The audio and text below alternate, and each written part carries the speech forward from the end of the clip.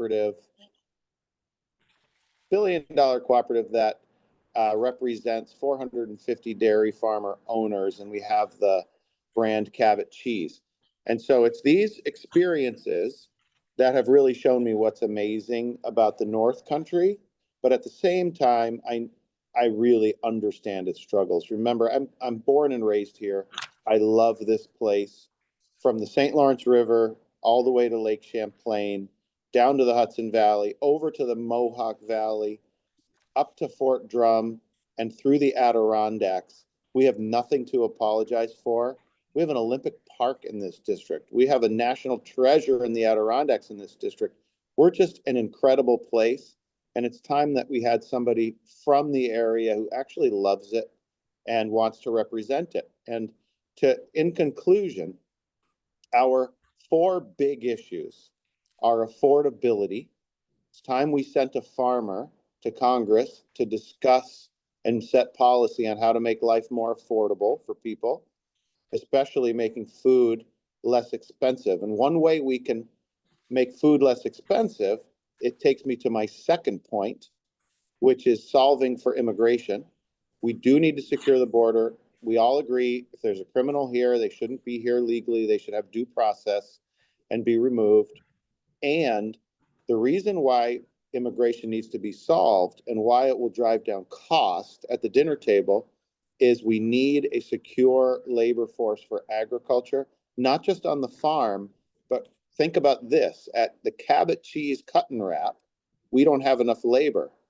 So we have to have mandatory overtime. Because of that, we had to ask Walmart and other grocery stores for a price increase, which means everybody on this call pays more for cheese. And that's not just Agrimark. That's pretty much every food processing company in the United States is short on labor. So, which reminds me, if we're going to bring processing back from China, which I'm all in favor of, I don't think anybody's not, we're going to need some people to work in those plants, and we're already short of labor. So we have to consider immigration reform. We also have to support our small businesses, make sure that they have the infrastructure to succeed. And finally, my Uncle Rodney had a stroke in June, and like so many of us, we don't really understand problems until we live through them. His routine doctor's appointments were 2.5 hours away in Syracuse.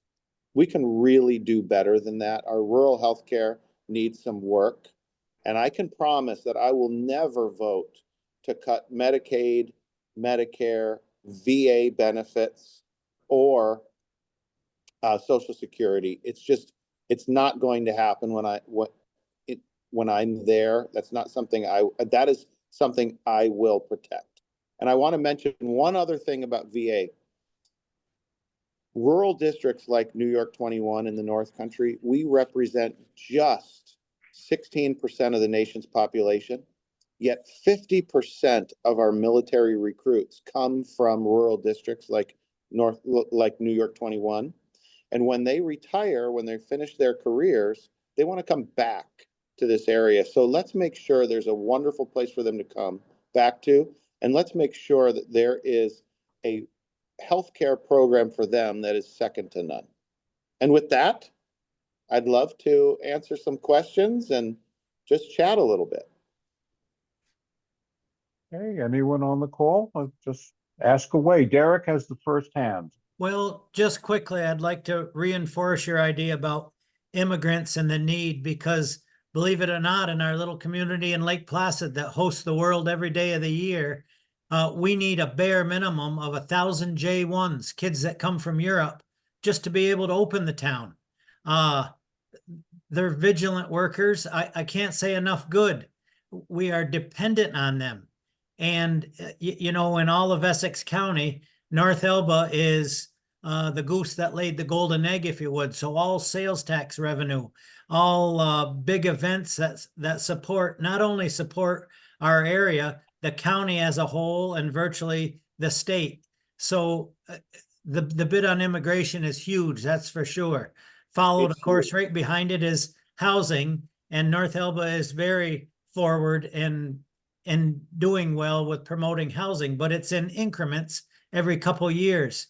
tough situation, but I agree with every bit of your platform and look forward to what's ahead. Thank you. Thank you. Yes, rural housing is a big deal, and I need opportunities to learn more about it. I would support any program that invests in rural housing because we really are losing that. We're losing it to Airbnbs. We're losing it to people who can work remotely, and it's driving the cost of all homes up. So I would like to learn more about affordable housing programs. Definitely. Thanks for that, Derek. Can I take Anyone else? yeah, can I take it from here? Yep. Hi, my Liam, name's go ahead.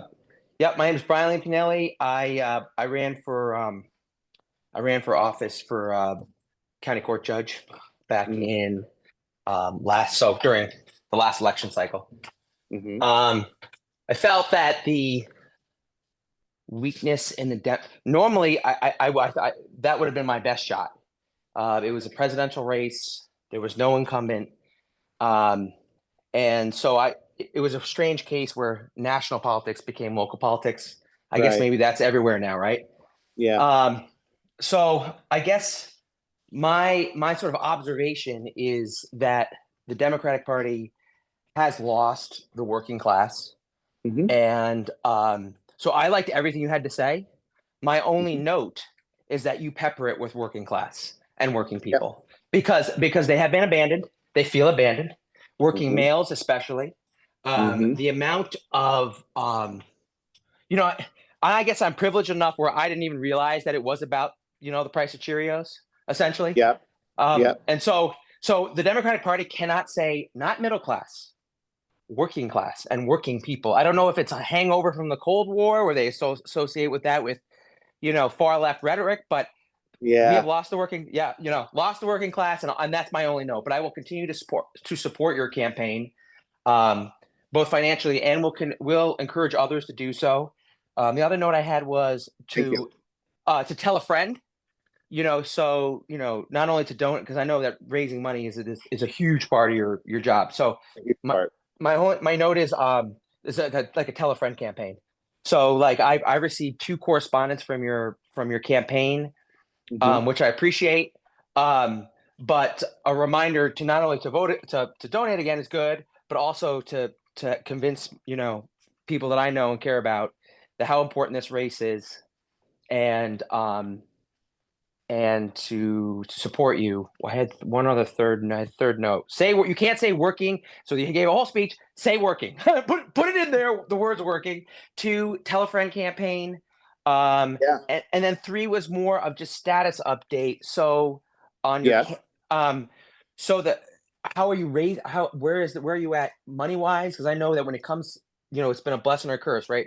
There may not be a special race, a special election. Sorry. But now it gives you more time to raise money. So where are you at hitting your goals, and so that we can convince the national party that this is a serious race and you're a serious candidate. Thank you so much. I'll reserve the. Yep. You got it, Brian. Thank you. So, all right. First of all, I agree with you. The Democrats have forgotten how to run in rural America. So we're changing that. And we are focusing very hard on the working man and woman. And we have had a tremendous amount of success with unions, which for some reason, Democrats had lost the unions. And I don't know why that is, but we're having a lot of success. And SEIU 1199, Teamsters, Locomotive, the Brotherhood of Locomotive Mechanics. We're just really, really working hard with them, and the Postal Union, and it's just going pretty well. So we're building those relationships. Also, getting to the money, we have raised over $3 million in about 90 days. 120 days. And we have $2 million cash on hand. We are going to slow down the spending. We were budgeting $7 million for the special. So we would have raised about $7 million by June 25th. The money was, the national interest was so great, and that was without any help from the D-Trip. That was just grassroots. National interest, we averaged $38 donation. It's been very good. We were kind of ramping up, getting ready to start working with the D-Trip. They clean out their desk. They reset after every election cycle. So they had literally just gotten somebody on the East Coast desk again, and we were ramping up to start working with them. But on a different note, Tom Swazi has been really helpful. Joe Morelli has been helpful. Paul Tonko has been helpful, and Josh Riley has been helpful. Those guys have been great, and they've helped fundraise and they've supported the campaign. So the individual Congress people have been wonderful, and that's great. So that's kind of where we're at with fundraising. It is going to slow down a little bit. I am going to take some time to plant crops. We'll slow down in May. And then we do think there is a world where Elise resigns if the one big beautiful bill passes. And then she could leave. So there's a possibility of a special this fall. Otherwise, we're going to staff back up. We're also going to kind of slow down the burn. We won't need the amount of staff that we had. We were getting ready to open 6 field offices. We had field staff move in from California. So we'll have to slow that down and then ramp it back up again when we need to. So thank you for that question, Brian. Anyone else? Blake, I have a question today. Yeah. An executive order was signed, or a quasi-executive order, which targeted New York and Vermont on the environment. Have you had a chance to hear about that? And do you have any comment on that? I have not. Can you fill me in? It was limiting the way, I believe, the states are going to compile data on greenhouse gases. And if I'm correct, it would seek to just eliminate the capture and reporting of emissions as part of the dismantling of the EPA. Okay, I don't. So that's the first I've heard. But what I can tell you is the EPA is important. And the dairy industry in particular has been working very hard to get to net zero carbon emissions. And I still think that's a really positive project. And the EPA has done a good job of funding some very innovative projects within the dairy industry to help individual farms who are really, really on the cutting edge with technology that can reduce carbon emissions. And it would be a shame if they invested in those projects, maybe several $100,000 and the funding was pulled. That's a problem. So I don't know a ton about it, but certainly I will tell you the environment is changing. There's not a farmer in the United States that doesn't know it's changing. And we have to prepare for that and do our best. Sorry, this is Brian again. Yes. Yeah, sorry. I that reminded me. So I guess the other sort of issue that I wanted to bring up was what just has happened now. Like who in the other things, it seems like there's a total like crickets among the Democratic Party of who is going to be like responding to all of these, to the madness, really. That's the only way I can describe it, is these executive orders after another. And so I see opportunity in your candidacy to be that voice, or to limit it, to bring it back to those 4 issues that you have raised. Yeah. So that's my last comment. Thank you. Thank you, Brian. Yes, there is opportunity for somebody to step up. That's for sure. Yeah. And I thank you. I thank you all very, very much for this I opportunity. think Fred has a question. Fred, your hand's Fred's got raised. his Do you have a hand up. question? Yes, thank you. Thank you, Hey, Dana. Fred. Blake, Yeah, good to meet you. great to meet you too. I want to thank you for putting yourself out there. Thank I've you. run a few times for a local office, and I know it takes a little courage to get out there and run for office. So I commend you on that. Thank you. So you mentioned immigrant labor. Mhm. I have this sense that there's a perception in the country that Native Americans, native-born Americans in the North Country, of course, we're predominantly white, don't want to do jobs like work on the farms and work in the chicken factories and things like that. I don't know if that's necessarily true, but I know you made some comments about the North Country workforce some years ago in an interview that weren't necessarily the kindest.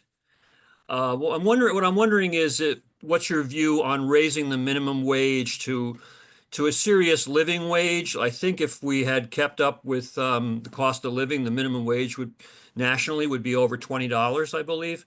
So what's your view on raising the minimum wage, including paying people who work on farms and really everywhere else a living wage? Yeah. So certainly the minimum wage has increased, and now we have overtime on farms, and I'm happy to pay that. I wish we could pay $25, $30 to everybody on the farm, but then milk would be $15 a gallon, right? So we're working really hard to squeeze the most out of every acre that we can, so that we can keep food costs affordable and yet make sure everybody can have a living wage. And I've been very happy to supply or to support our working community with a great living wage. And I've supported the state's effort to bring overtime into agriculture, and that overtime threshold keeps going down every few years. So that's all just fine. And to the state's credit, they are helping. They do know how tight the margins are on farms. So there is a program to help farmers meet those new overtime thresholds, which is great. I think it's terrific.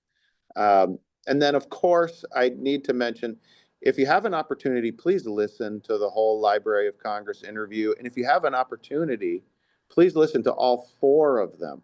So there were actually 4 farmers from around the St. Lawrence County area.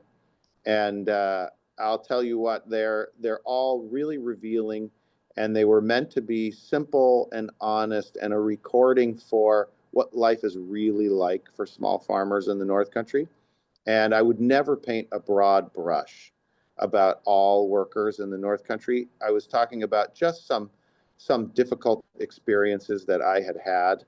And I wanted that down for the record so that people could see in 150 years from now what life was really like on the farm.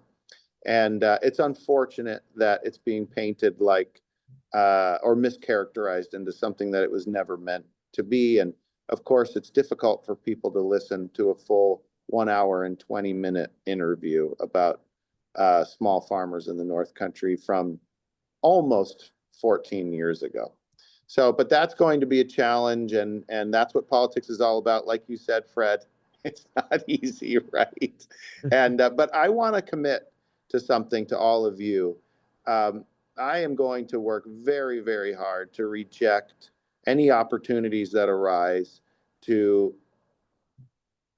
not be fair and to any opponent. I really don't see an advantage to me making up lies about people or mischaracterizing things that other people said.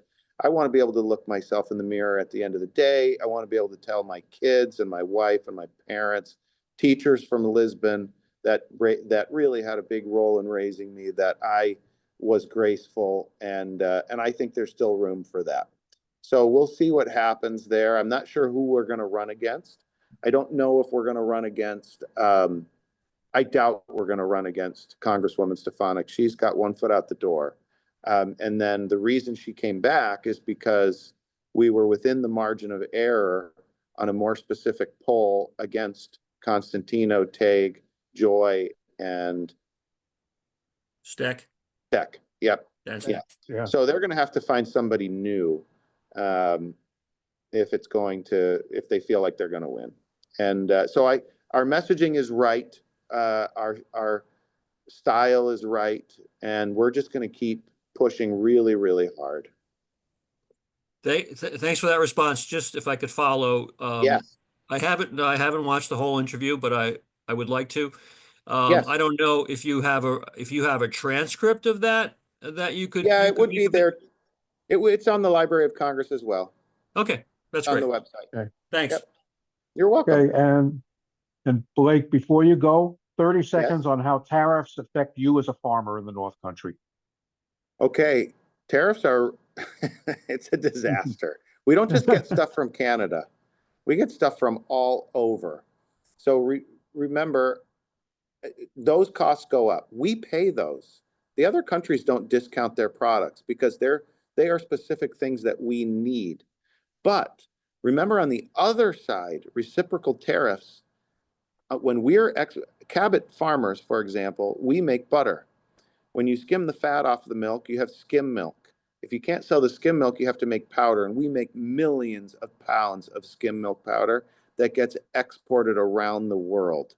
Unfortunately, that's a commodity that New Zealand, Australia, Europe can also make. So we don't have anything particularly special about it. So in that particular case, the dairy farmers in northern New York, we have to discount our price. So not only are we getting additional cost on the farm, we are having to take a discount in our milk price that we receive from the co-op to cover the cost of the reciprocal tariff that the other countries are putting on us.